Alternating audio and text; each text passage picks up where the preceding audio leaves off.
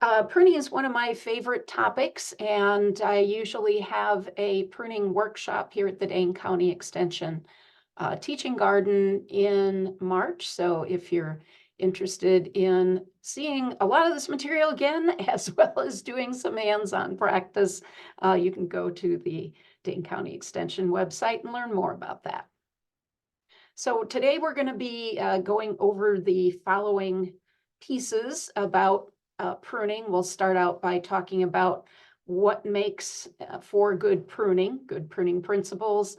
We'll talk about what corrective pruning is and how to do that, using growth habit to guide your pruning, making proper cuts, what time of year you should prune different plants, what are the responses that they make to pruning, and then we'll go through the 4 major shrub pruning techniques, talk very briefly about hedges, and finish up talking about tools. I will only be addressing deciduous shrubs today because we don't have enough time to cover evergreens. So one of the first things I tell people is be sure and walk around the plant before you start making any cuts. It really does help you to figure out where you need to do the most work. Remember that when you prune, you're stimulating new growth. So each cut will stimulate the buds directly below it to grow. So plan for that new growth. And then, of course, pruning at the proper time of year is important, and we'll be going into that. Referring to corrective pruning, this is like 90% of the type of pruning that you'll do. I refer to it as the 2 C's and the 3 D's. So removing crossing branches, crowded branches, dead, diseased, or damaged branches will take care of a lot of the pruning that you need to do. You can also, at the same time, be removing overly mature and no longer vigorous wood or any really like little twiggy, wimpy growth. The great thing about pruning is that it not only stimulates your shrub, but it creates better airflow, which will help to discourage disease and also create windows for better sunlight penetration. And that also will encourage new growth.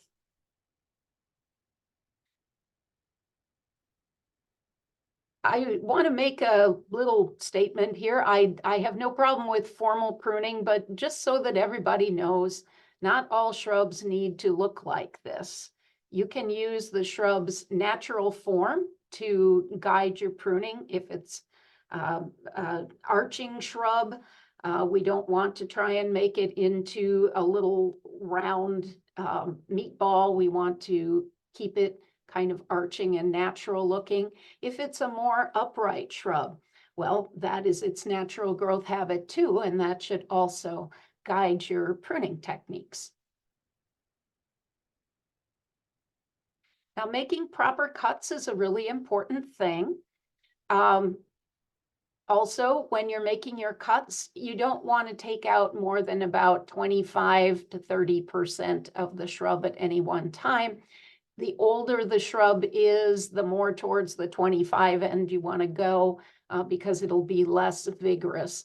Younger shrubs are going to be more vigorous and will recover quicker. So when you're making your cuts, it's important to make clean cuts. It's important to have a good sharp pair of shears.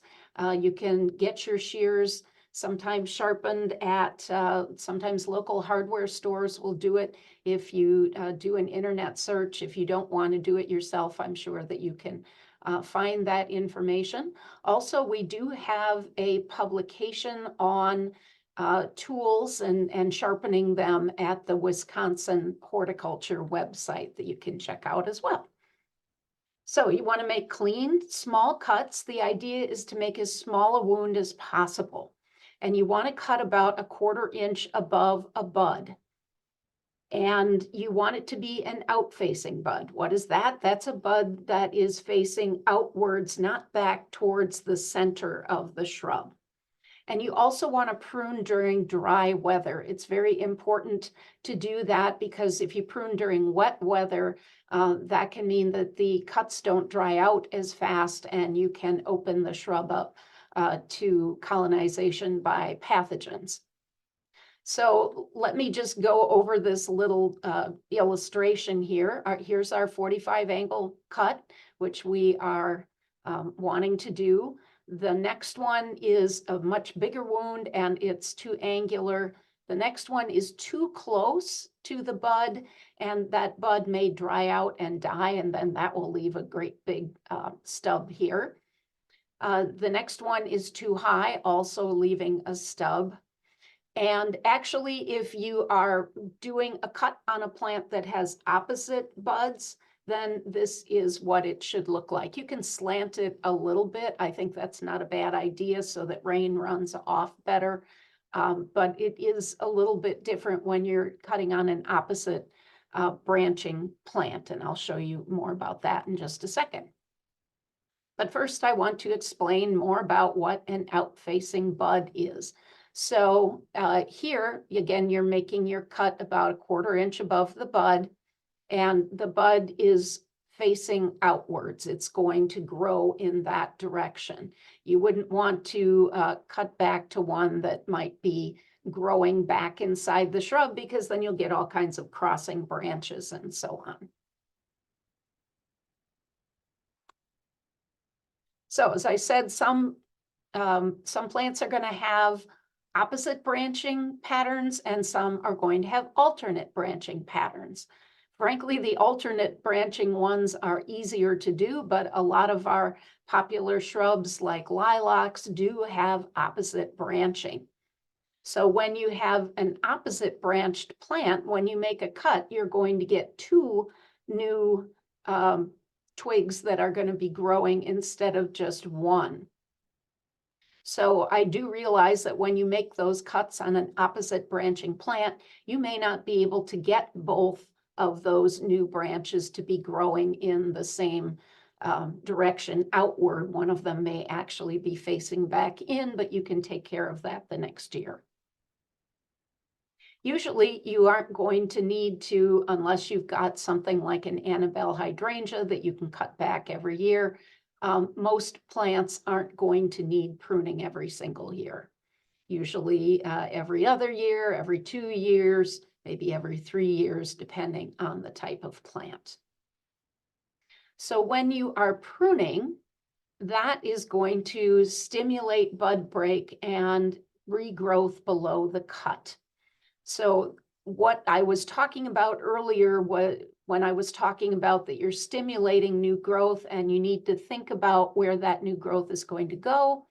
This is a good example of what that might look like. So you make your cut here, and the bud below your cut and probably the one below that are going to both grow. Here's an example of what it would look like with an opposite bud arrangement plant. All right, timing of pruning. So dormant season is the best time to prune for seeing the plant form, because of course you don't have leaves waving around in your face, so you can much more easily see what the branching is like. It's also a great time because no diseases or insects are active, and it's great for our plants that flower in the summer, such as Japanese spirea or hibiscus. These are plants that will produce flowers on what we call new wood. And new wood is the current season's growth. Old wood is wood that was produced the year before. So our spring flowering plants produce growth on old wood, but the summer flowering ones, it's on new wood. So if you're pruning your summer flowering plants during the growing season, you don't have to worry that you're cutting off any flower buds because they haven't even developed yet. So the great time to prune them then would be late winter to early spring. It's also the best time of year to do rejuvenation pruning, and I'll go into what that is later on.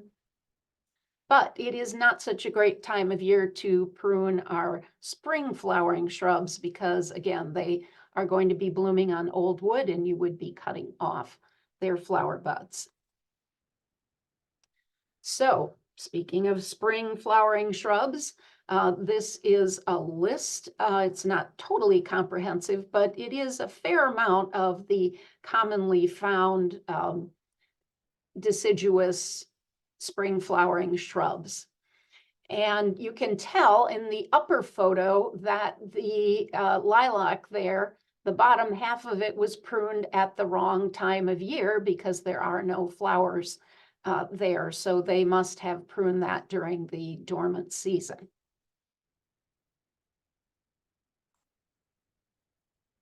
Now, having just said that, if you have a really super overgrown spring flowering shrub, maybe it's a lilac that hasn't been pruned in a lot of years, and you're willing to sacrifice this year's bloom, yes, you can do that during the dormant season. But if you don't want to sacrifice your flowers, you want to prune your spring flowering shrubs right after they flower in spring. And of course, some of them are going to flower earlier and some of them are going to flower later, but you ideally want to get in there about 10 days or no more than 10 days after they finish blooming, because they will set their flower buds for the next year, or at least a number of species will, during the next 2 to 3 weeks after they finish bloom. So if you don't want to sacrifice the flowers for next year, make sure that you get in pretty soon after they finish flowering. Summer flowering shrubs, we've already talked about. Those bloom on new wood, so they can be pruned in the dormant season before the buds come out of dormancy. And here's an example of a number of different kinds of summer flowering shrubs. Now, I always get questions about pruning hydrangeas. And the reason is because we have several different species of hydrangea, and some of them bloom on new wood and some of them bloom on old wood. So I'll really quickly go through these. The hydrangea arborescens, which is smooth hydrangea, the big snowball type flowers, although now there are some pink flowering ones as well. Those bloom on new wood, so they can be cut down pretty far, either in the very late fall, like beginning of December, excuse me, or in the spring before they come out of dormancy. The big leaf hydrangea, Hydrangea macrophylla, so that's the endless summer, twist and shout, all of those that have either pink or blue flowers, they bloom on old wood. They will need to have their flower buds protected over the winter because at least here in the southern part of the state, they are not particularly hardy. The flower buds aren't. And of course, they aren't hardy at all going up north. So they're marginally hardy here in the south. I usually put a bushel basket or something over the plant over winter to try and protect those flower buds. Now, Hydrangea macrophylla, the endless summer series, a lot of those have been bred to be remontant blooming, so they may also bloom some on new wood. At least that's the idea. In practice, it doesn't always happen that way, so I always treat them as though they are only going to flower on old wood. Hydrangea paniculata with the big teardrop-shaped flower trusses, those are on new wood, so you can prune them this spring while they're still dormant. And we have Hydrangea quercifolia, the oak leaf hydrangeas, so those are also old wood bloomers. Now, they don't actually generally need a whole lot of pruning, but at least you'll know what time of year to prune them now. All right, plant responses. Now, we kind of already have addressed this. You saw the illustration where it shows where and how much you may get in new growth. It's an important thing to consider. If you have a really vigorous shrub, you're probably, if you are pruning in the dormant season, going to get a really vigorous regrowth response. In fact, sometimes your plant can end up taller than it was before. So it's important to think about that. But other plants are going to be very slow. If the older the plant is, the less response you're going to get. And how severely you prune will also dictate how fast it might grow back. But you can see here, again, what we're talking about. This would be what an in-facing bud looks like, where if this were a shrub, and yes, I realize that this is more of a tree, but if this were a shrub, it would be growing back into the center, which we really don't want to have happen.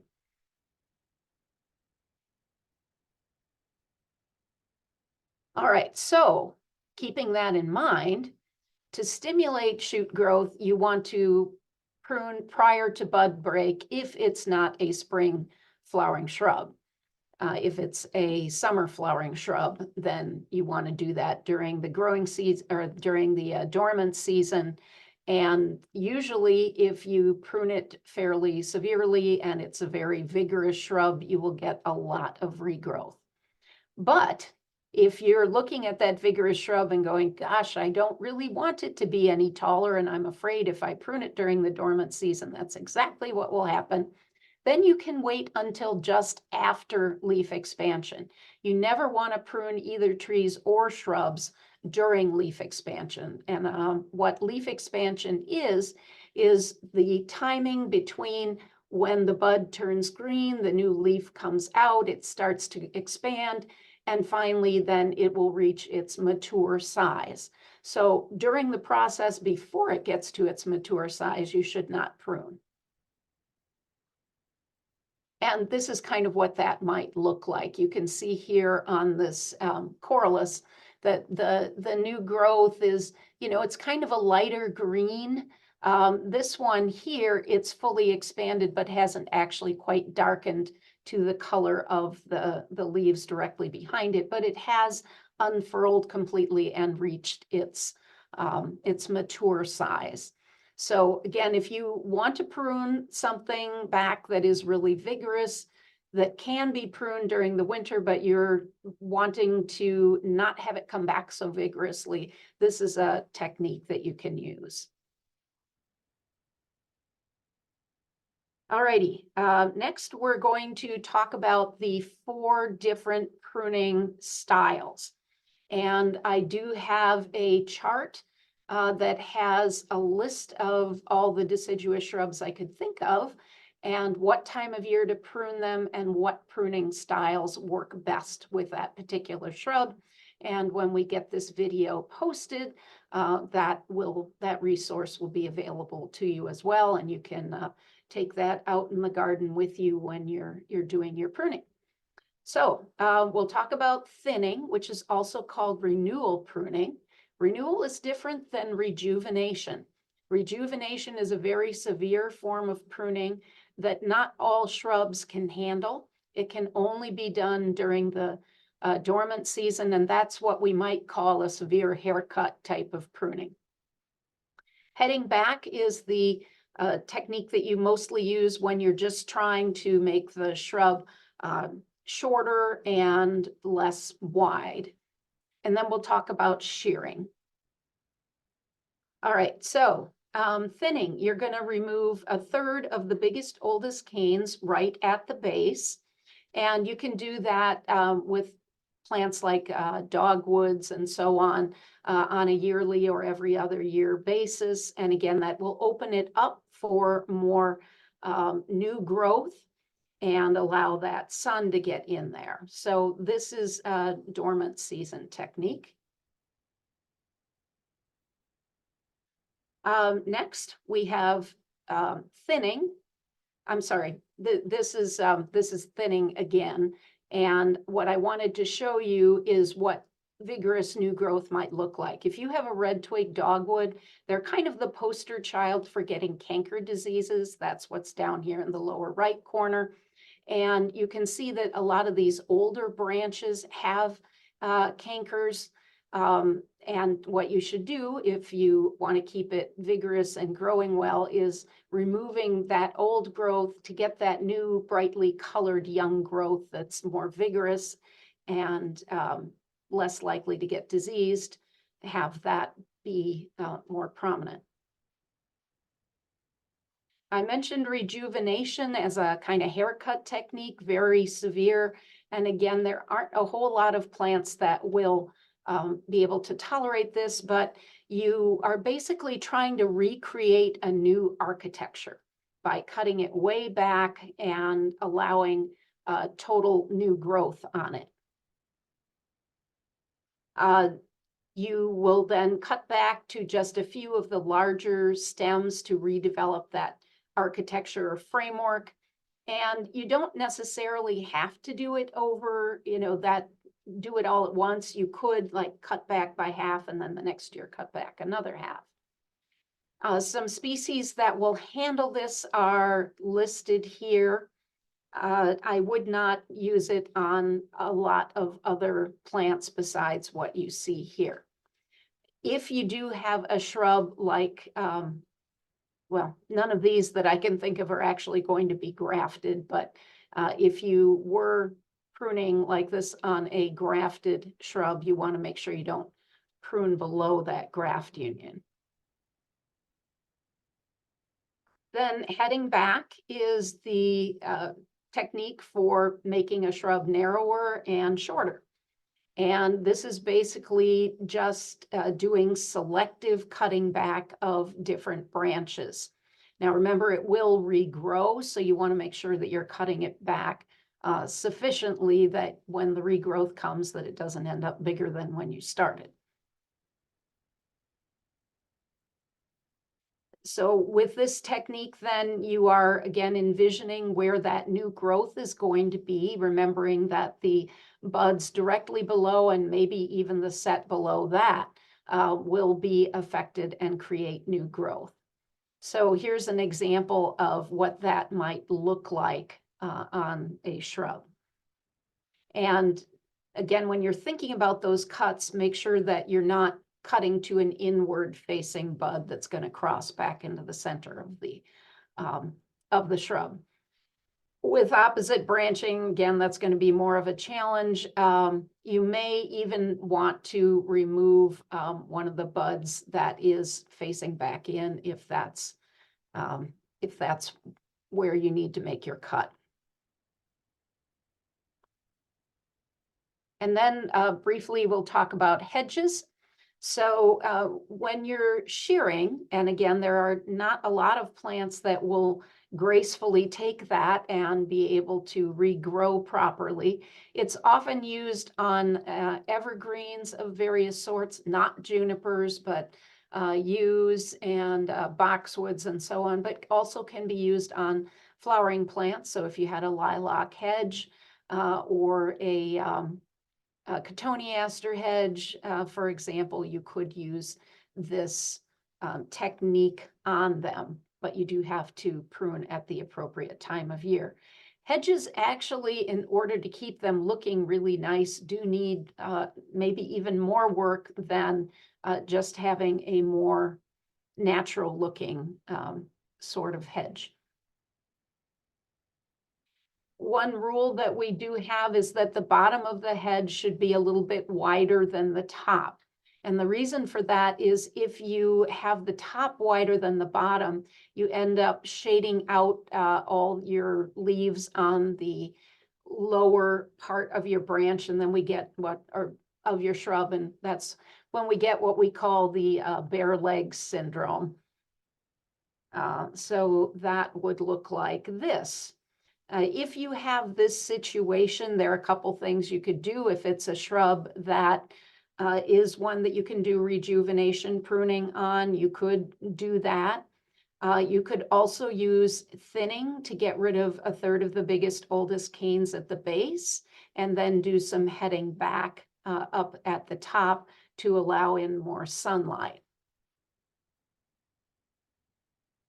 And we'll finish up by talking about tools. You should be able to do everything as a homeowner that you need to do on shrubs with these 3 different kinds of tools. So we have hand pruners, loppers, and a pruning saw. And pruning saws you can get in different sizes. I have a very short one and I have a very long one as well. The short one, the blade is not curved, but the long one, it is. And I have some favorite brands. It does pay to invest in a decent pruning saw, I can tell you. So for the hand pruners, you're going to do most of your pruning with a bypass pruner, the one on the right. The anvil type, where the blade comes down on a plate, can crush the growth, so we use that on dead material, but not on live material. Loppers you're going to use on anything 1.5 to 2 inches. Pruning saw usually over 2 inches, although sometimes I use it on things smaller than that. And if you're working with a plant that has diseases like a dogwood with canker, be sure to disinfect your shears between cuts. You can use rubbing alcohol. I'm sure we all have a lot of that left over because of the pandemic. That makes a great disinfectant. So in summary, prune things at the right time of year for the particular shrub and use the particular technique that is most effective for that species. Follow those corrective pruning strategies, the 2 C's and 3 D's. Make the cuts with the new growth direction in mind, cutting to out-facing buds. Make proper cuts without leaving stubs. And remember, you can always cut more, but you can't put it back. So I always am a little bit conservative with my pruning, and I can always go back and prune more later. And I'll be happy to take some questions. Thank you, Lisa, so much. We are going to pop a link to a survey evaluation. If everybody wouldn't mind just filling that out after the program, it'll also pop up after you close the program. We do have just a couple of minutes for questions. Lisa, I'm getting a lot about specific plants or specific shrubs. So, where can people go to find maybe information about a specific shrub that they have a question about? Sure. Well, that chart that I was referencing earlier does have a lot of different kinds of deciduous shrubs, when you should prune them, and the techniques that you should use. For the question about the Ural false spirea, thank you. That's one I don't have on the list. That one is one that you can use rejuvenation on, and that one can be pruned during the dormant season. The question about edible fruiting shrubs, I think we have a publication at the Wisconsin Fruit Team site that's on that, I think. So you might find information about that there. And if you're growing any fruiting things or fruiting trees, you can reference the UW Fruit Program. If you just Google that, that will come right up, and they have guides for home growers on there. And that is all the time we have. I'm sorry we couldn't get to more questions. We will have a recording of this program, and I will post a link to the chart that Lisa mentioned, that reference of when to prune certain things. That will be posted with the recording. So I'll make sure to link that up. That will be available in a few days. Okay, I thank everybody for joining us, and have a great rest of your day. Thanks, Julie. Thanks, Caitlin.